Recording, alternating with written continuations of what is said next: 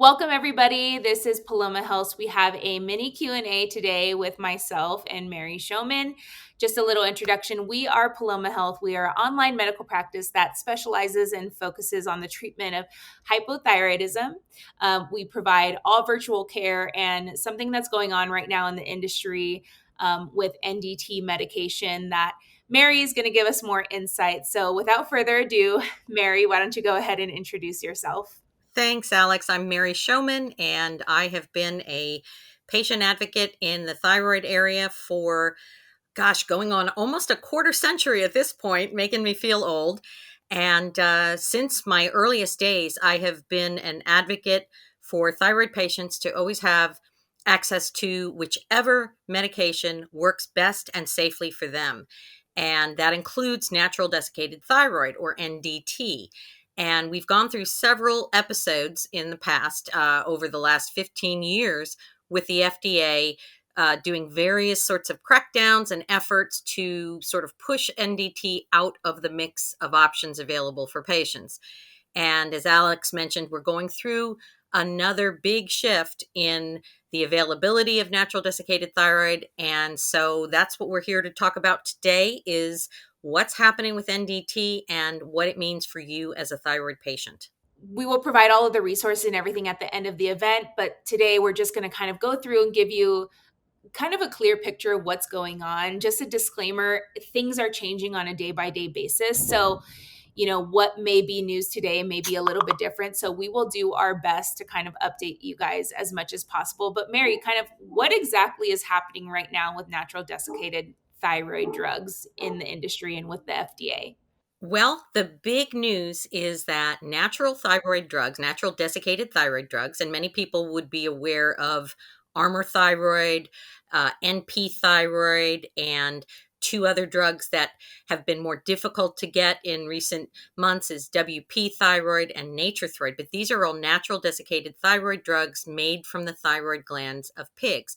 And the FDA has now declared that these drugs are biologic drugs, which is a very different kind of classification than regular oral medications that they have been available as for about 100 years plus.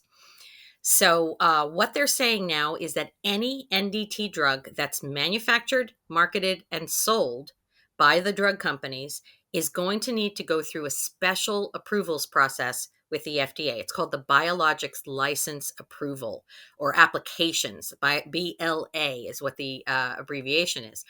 And it has to happen by 2029, or these drugs will not be legal to sell or market. So they would take them off the market as of 2029 if they have not gone through and received this BLA approval process from the FDA. So the question here, and sort of one of the hot topics that's come up, is what about compounded medications? Because the drugs that we're talking about are drugs that have brand names. They're sold in bottles. You can get them at your local pharmacy and drugstore. But some people are taking natural desiccated thyroid, but they're getting it from compounding pharmacies. So the compounding pharmacies are buying the raw material, the natural desiccated thyroid powder, mixing it up and putting it into capsules at specialized dosages with special fillers and such. Here's the problem with compounded natural thyroid right now. Last month, the FDA sent a letter to the compounding pharmacy associations and said straight out, every state board of pharmacy, so there's 50 different board of pharmacies managing every state in the country, has its own discretion to ban compounded natural desiccated thyroid in their own state at any point in time, including tomorrow, next week, next month, next year. So the way that the FDA went about this, it was not issued as a national ruling. It was not issued as a public statement or a public ruling. It was a little bit of a backdoor kind of thing. They basically are encouraging state boards to ban NDT compounding, but they did it by letter instead of any other form. So at the time that this happened, the compounding manufacturers and pharmacies, obviously they're like, oh my gosh, this is a big crackdown. They decided they were going to stop sales of the raw material for compounded NDT and to stop NDT compounding. So obviously that could have been a major disaster for people taking compounded NDT. Luckily, it took them about a week or so for this to shake out, and they got together, they met, they coordinated, and they said, look, no state boards have taken action yet. None of the compounders had heard anything from any state boards, none of the manufacturers. So the raw material manufacturers and the compounders made the decision to continue to compound NDT until they're told otherwise. So basically, we'll do it until they say we can't. So that's kind of where we are right now. So there's an up in the air situation about compounded NDT. We know where the manufactured NDT tablets stand, and that's 2029 is the cutoff for them to go through this approvals process. Before we kind of get into like the availability of some medications and kind of what are the next steps, can you just let's take a step back. Can you actually define what a biologic drug is for maybe people who aren't aware or maybe aren't aware that this may affect them and their medication? Absolutely, because this is one of the really controversial aspects of this whole FDA issue. Um, a biologic medication is a substance that is made from a living organism or its products and is used in the prevention, diagnosis, or treatment of cancer, autoimmune diseases, and other diseases. So, biological drugs that are on the market currently typically include antibody treatments, interleukins, and various vaccines. So, for example, some of the vaccines that people are getting for COVID are actually considered biologic drugs. The remdesivir used for COVID is a biologic drug. They're also sometimes called biologic agents or biological agents or biosimilars. So you'll hear some different terms used, but biologic drug is probably the most common term that's used. So the issue with this is that because natural desiccated thyroid, the raw material for it is the thyroid gland of pigs, the FDA has made, again, a controversial decision to designate NDT as a biologic. Now, in comparison, here's the thing. Almost all the approved biologics on the market right now are given as injections or infusions. So you're either getting it as a shot or you're going once a month or twice a month or once every 2 or 3 months, and you're sitting and they're giving you an IV infusion of this medication. There are no real standards for oral medications as a biologic. This is really kind of a new thing that they're coming in with. It's also important to make a note that biologics are way more complicated to produce and are usually far more expensive than other medications. So again, the question is like, how does this fit with natural desiccated thyroid? For example, if you watch any television, you have seen ads for Humira, Enbrel, Remicade.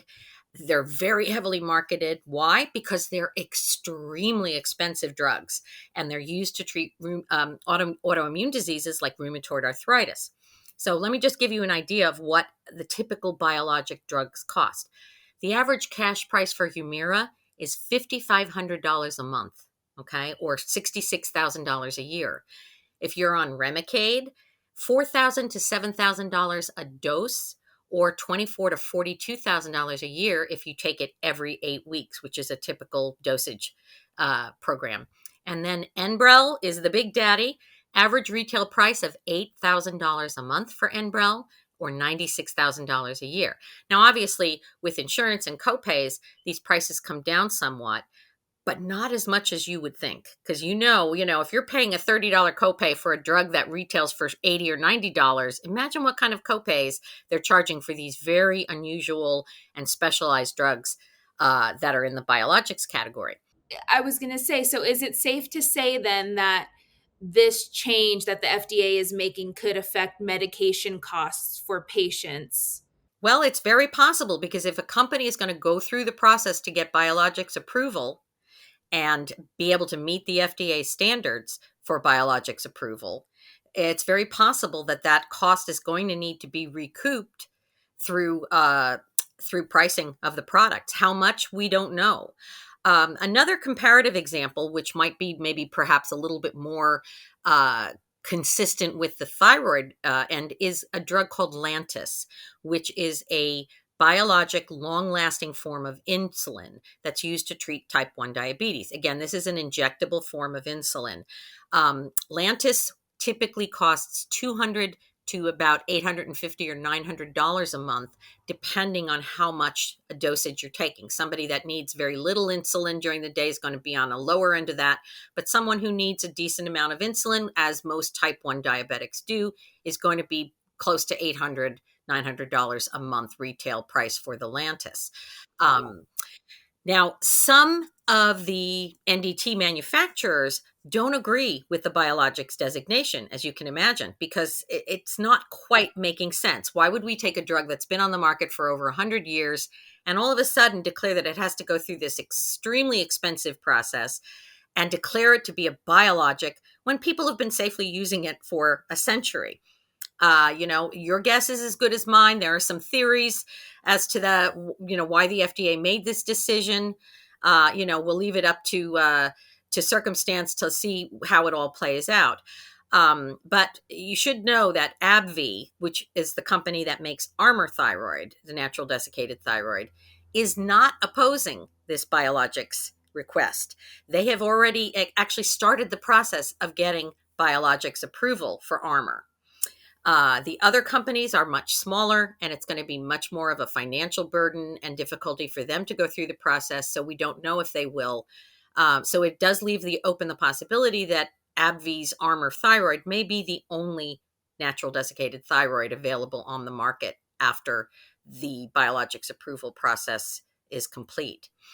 So the compounding manufacturers are very concerned about this, understandably, on behalf of their patients as well as themselves. They're actively fighting the FDA right now. They're putting together a variety of efforts to legally and legislatively block this motion, because they feel like it's not fair to say everybody else has till 2029, but we may be able to be blocked and banned immediately on the spot.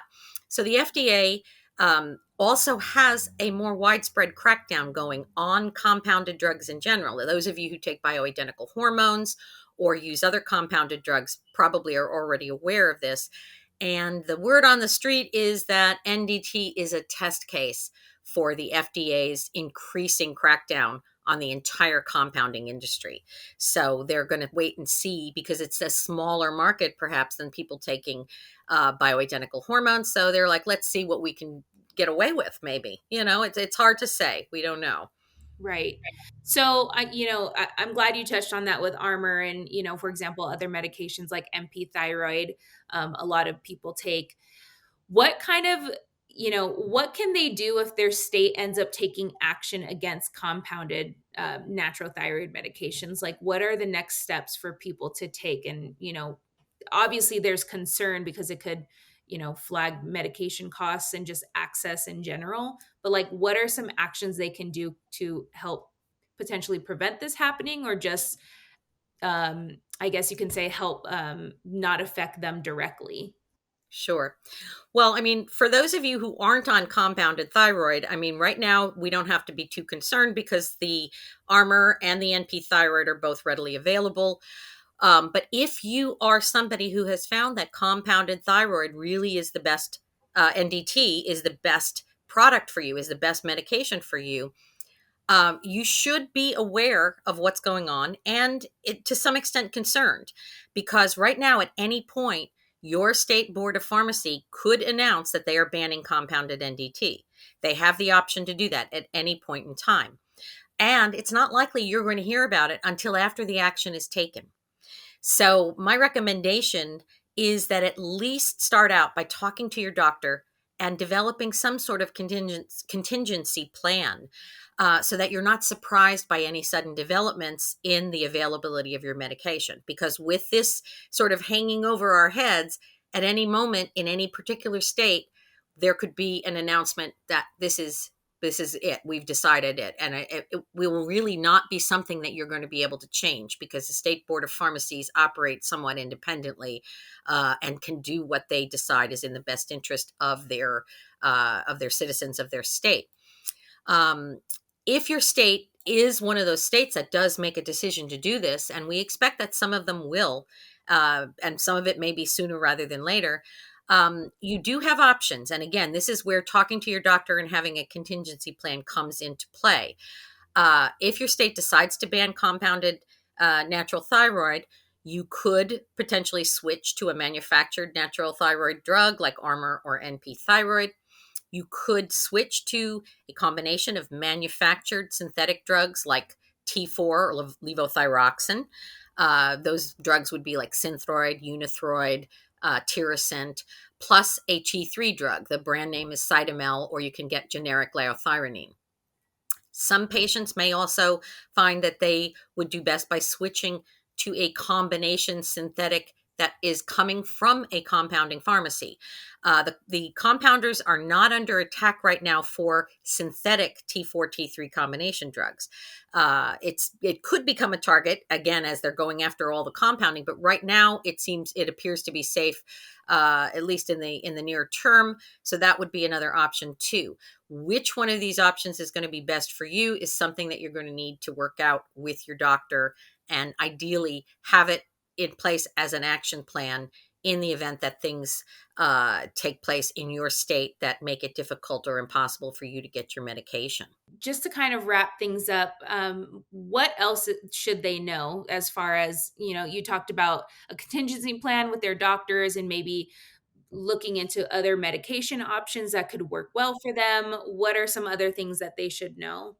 Well, I'm a big believer in advocacy because I've been an advocate for my entire career as a thyroid patient myself. So advocating for myself and then in turn advocating for other thyroid patients. So one of the things that we did 14 years ago with natural thyroid was we saved it from the chopping block because we spoke out. Patients that were facing, because they were talking at that point about pulling natural thyroid off the market entirely, and patients spoke up loudly. And if you want to protect your right, the first thing you have to do is to start to speak out. And there are some opportunities for you to share letters and messages with your state senators, your members of Congress, and the FDA. And there are various organizations, the Alliance for Pharmacy Compounding, the Alliance for Natural Health. These groups have put together a variety of materials and efforts that make it very easy for you to get in touch with people and make your voice heard. You can also share your own success story on compounded NDT. There are opportunities and places to do that.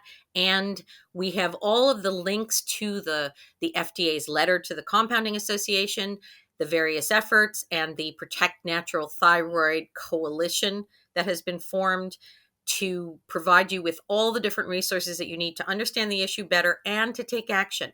So we would invite you to go over to our blog at palomahealth.com/learn, and you'll find a link there to an article that we have about this issue, the natural desiccated thyroid issue, and in particular, the compounding challenges that might arise. And you'll find all that information and links and resources that can keep you up to date and give you action steps that you can take to, again, make your voice heard as a patient. Because right now they're talking to compounders and pharmacies and the FDA, but the doctors that are out prescribing this medication and the patients that are taking it are not really part of the conversation. Right. And we need to be part of that conversation because for some of us, this is our lifeblood. We need this medication. And it's after trial and error. I can't tell you how many patients, Alex, I've talked with who have tried everything. And the only thing that really worked for them was a specially compounded natural desiccated thyroid. So to take that away from people is without any discussion or input from the patients is not something that I think is very fair. And I'd like to see us all get a voice in the discussion at minimum. Right. Well, thank you so much for your insight. Again, guys, this was just a mini Q&A of what's happening right now in the industry and bringing you as much thyroid awareness as possible in terms of medications and options and everything. So again, for all of the resources and stuff, you can head to our blog and you can check out all the resources that Mary's going to provide to you. And if you have any questions, feel free to reach out to us and we can help you direct the resources as possible. And again, I think the biggest takeaway is just coming up with a plan with your doctor and really understanding if this affects you or not. So thank you for so much for watching this, Mary. Thank you so much for your insight and just, keeping us all up to date. And I completely agree. Advocacy is, our number one priority, and just presenting you with all of the options and news so that you're fully aware and know how things are going to affect you is one of our biggest priorities. So thanks again for attending, and any questions we'll be happy to answer.